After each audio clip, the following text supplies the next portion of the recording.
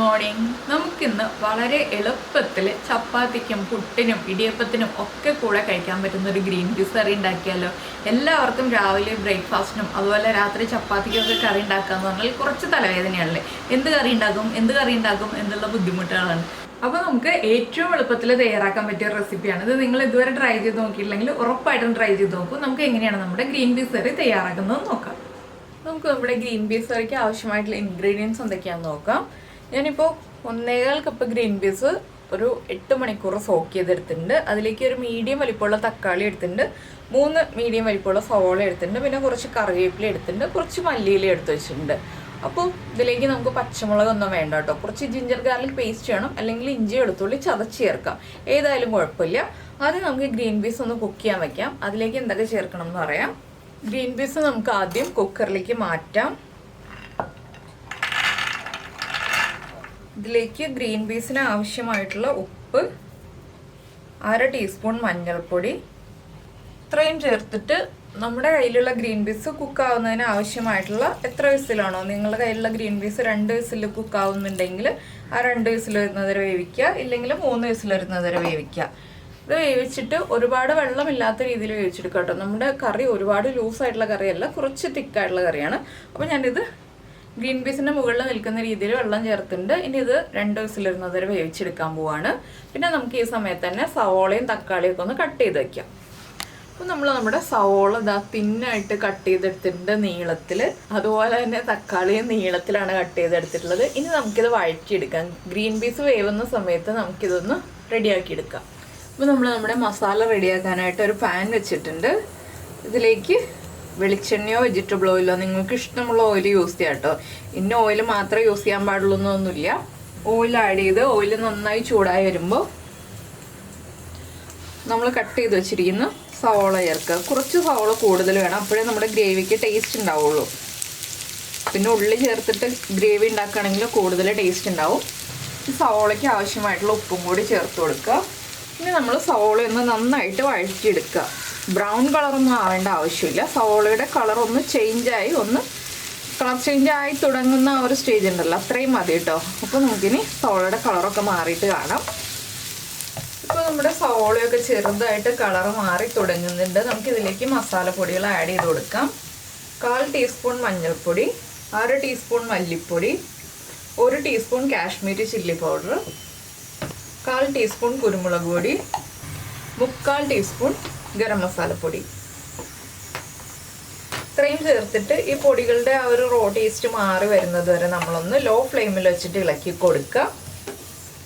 ഒരുപാട് മസാലകൾ വേണ്ട കേട്ടോ. നമ്മൾ കൂടുതലായിട്ട് ചേർക്കുന്നത് നമ്മുടെ ഗരം മസാലപ്പൊടിയും കാശ്മീരി ചില്ലി പൗഡറാണ്. എരിവുള്ള മുളക് പൊടിയാണെങ്കിൽ 1/4 ടീസ്പൂൺ മതി, നല്ല എരിവുള്ള മുളക് പൊടിയാണെങ്കിൽ.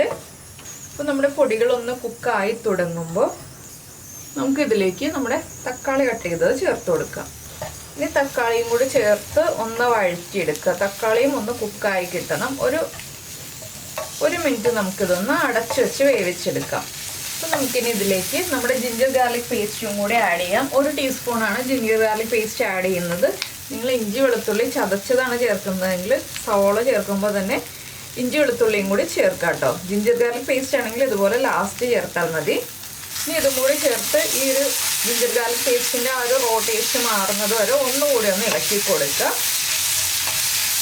പാനിൻ്റെ ചൂടും അതുപോലെ തന്നെ നമ്മുടെ മസാലയുടെ ചൂടും ഒക്കെ കൊണ്ട് വേഗം തന്നെ ജിഞ്ചർ ഗാർലിക് പേസ്റ്റ് കുക്കായി വരും. അപ്പോൾ ഉപ്പ് ചേർക്കുമ്പോൾ ശ്രദ്ധിക്കുക, ജിഞ്ചർ ഗാർലിക് പേസ്റ്റിൽ ഉപ്പുള്ളതാണ്. അതുകൊണ്ട് തന്നെ നമ്മുടെ കറിയിൽ ഉപ്പ് ചേർക്കുമ്പോൾ ഇനി ശ്രദ്ധിച്ചിട്ട് മാത്രം ആഡ് ചെയ്യാം കേട്ടോ. ഇനി നമുക്ക് ഫ്ലെയിം ഓഫ് ചെയ്തിട്ട് ഈ മസാല ഒന്ന് ചൂട് മാറി വന്നിട്ട് ചെറിയ അളവിൽ വെള്ളം ചേർത്തിട്ട് അരച്ചെടുക്കുക. ഒരുപാട് വെള്ളം ചേർത്തിട്ട് അരയ്ക്കരുത്, ചെറിയ അളവിൽ മാത്രം വെള്ളം ചേർത്തിട്ടൊന്ന് അരച്ചെടുക്കാം.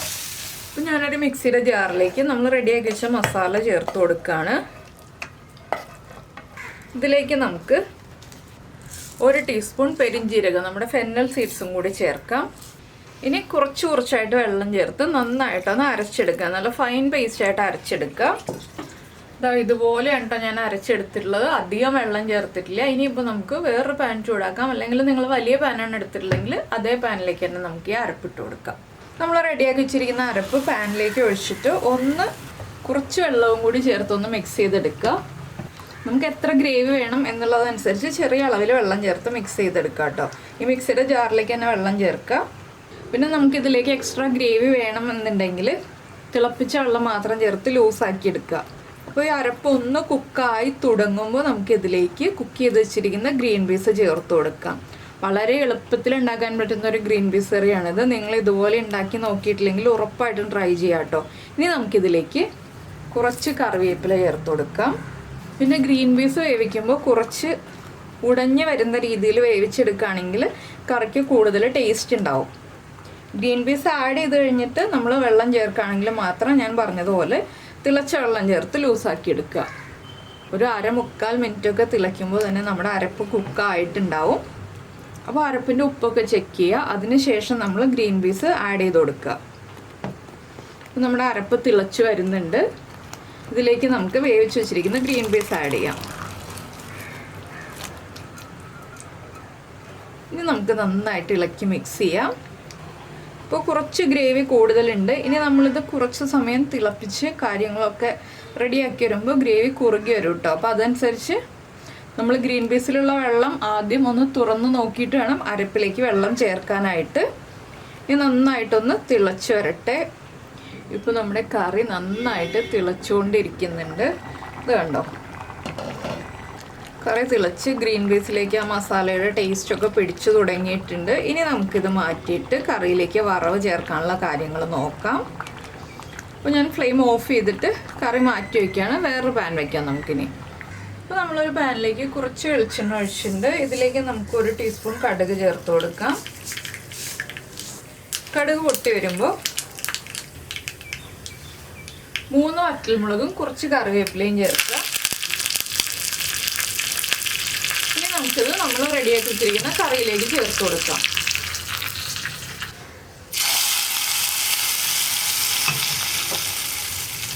ഇതിൻ്റെ കൂടെ തന്നെ ഒരു 2 പിഞ്ച് ഗരം മസാലപ്പൊടി, അതുപോലെ കുറച്ച് മല്ലിയില, ഇത്രയും ചേർത്തിട്ട് നന്നായിട്ട് കറി ഒന്ന് ഇളക്കി മിക്സ് ചെയ്യാം. ഇപ്പോൾ കണ്ടോ, നമ്മുടെ കറി തിക്കായിട്ട് വന്നിട്ടുണ്ട്. അപ്പോൾ ഇത്രയേ ഉള്ളൂ നമ്മുടെ ഗ്രീൻ പീസ് കറി. വളരെ ടേസ്റ്റി ആയിട്ട് എളുപ്പത്തിൽ റെഡിയാക്കാൻ പറ്റിയ റെസിപ്പിയാണ്. അപ്പോൾ നിങ്ങൾ ഇതുപോലെ ഗ്രീൻ പീസ് കറി തയ്യാറാക്കി നോക്കിയിട്ടില്ലെങ്കിൽ ഉറപ്പായിട്ടും തയ്യാറാക്കി നോക്കൂ. നന്നായിട്ട് ഇഷ്ടപ്പെടും. അപ്പോൾ ഇഷ്ടമായി കഴിഞ്ഞാൽ ഒന്ന് ലൈക്ക് ചെയ്യാനും അതുപോലെ വീഡിയോ ഇഷ്ടമായി കഴിഞ്ഞാൽ അത് കമൻറ്റ് ചെയ്യാനും മറന്നുപോയില്ലല്ലോ. നമുക്ക് നമ്മുടെ അടുത്ത റെസിപ്പിയുമായിട്ട് അടുത്ത ദിവസം വീണ്ടും കാണാം.